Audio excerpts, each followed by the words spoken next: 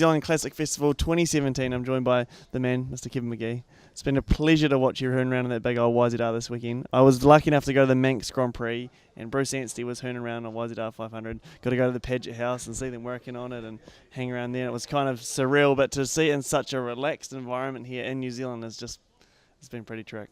Been loving it. You reckon you enjoyed watching it? I was having an absolute ball riding it, but yeah, I mean, it's a pleasure to do it. It's great fun, great bunch of like-minded guys, ex-team members when I was riding with Lucky Strike Team Roberts on the YZR 500s in the late 80s, Mike Sinclair and Paul Tracy.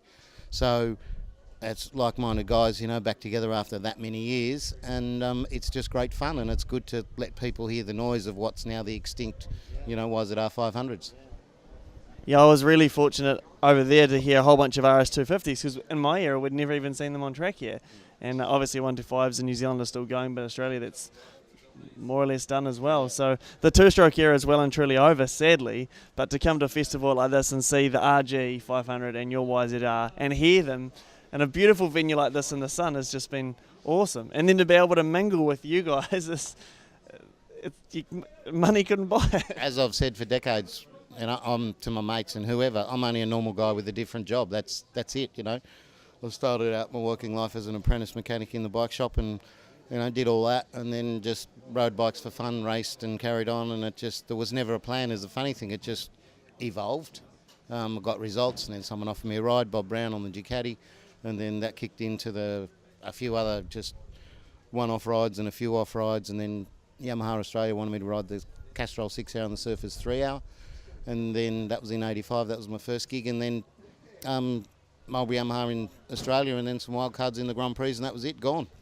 So, yeah, there wasn't a plan. There was no strategy to it. I'm just having fun then, and just having just as much fun now with no pressure.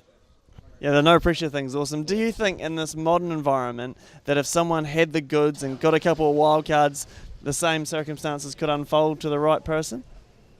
I think it's a lot harder because of the technology, and I think the factories are very careful about who they want to be able to take advantage of that technology and, you know, give them a leg up sort of thing.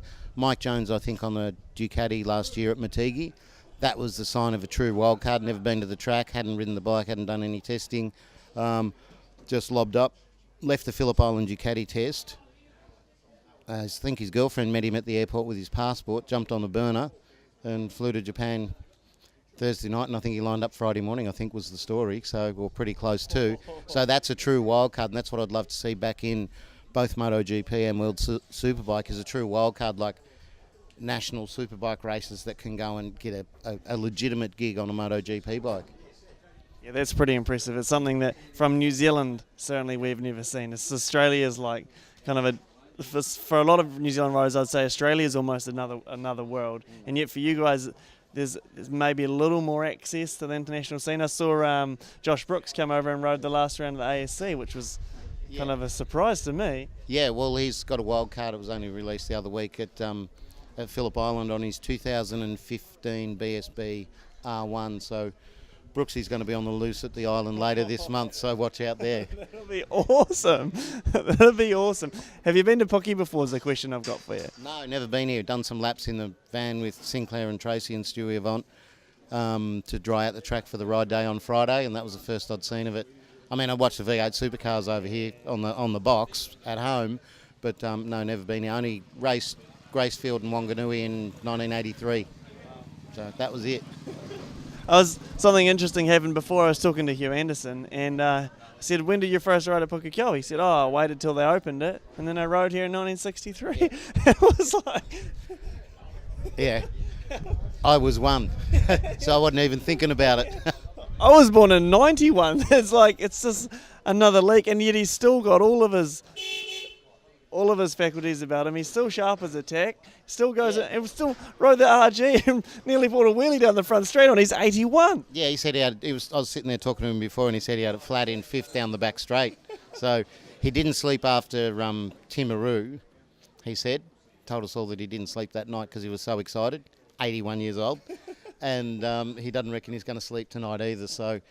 And just to talk to him, he's sharp as a tack, as you said, and knows exactly what he's talking about. So it's brilliant. Yeah, it's surreal. Hey, you think you'll come back if you do another event like this in New Zealand? Yeah, why not? It's good fun, and because of the evolution of MotoGP into the four strokes, and we're now 2017. Basically, it's legitimate because they are historic. They're not around anymore, and that's it. And they were, well, the guys call it, or most people call it, the golden era, the late, the 80s and the early 90s, the end of the 500 era, and the two-stroke era. And I think they're absolutely on the money. Like no traction control, no anything. Plug chops at the end of the straight, and Paul Tracy and Mike Sinclair, between the two of them, read the plugs, work out the jetting, change the jets in the carburettor, whether it was the needles or whatever, main jets and everything. It was all done manually, and that was a brilliant thing. And the electronics package consisted of a kill switch and 4 coils and 4 spark plugs, and that's it. And this was the seat of your pants stuff. That's awesome. I was very lucky 2 weekends ago to attend the New Zealand Classic Festival of Motorsport. And so it wasn't bikes, it was cars. And they had James Hunt's old Heskeths there. And it's kind of surreal in New Zealand to have former 500 Grand Prix bikes. It's like RG500 of Barry Sheen era, and then a Hesketh of James Hunt era in New Zealand doing laps. It's crazy. That's what we're here for. I mean, why be sane? It's more fun being crazy. And it's good for people to see it. There's kids that have never heard of 500, and so they're just used to the modern stuff. And to hear that stuff, it's like when we were kids, Manxes and stuff like that we didn't know about. So, it just moves on, and we've got to progress with it. And I think this is the best way to do it. Hey, yeah, that's awesome. Thank you so much for your time, and thanks for coming to New Zealand for the Little Hole Pukekohe. No worries. Great fun. Thanks for having us.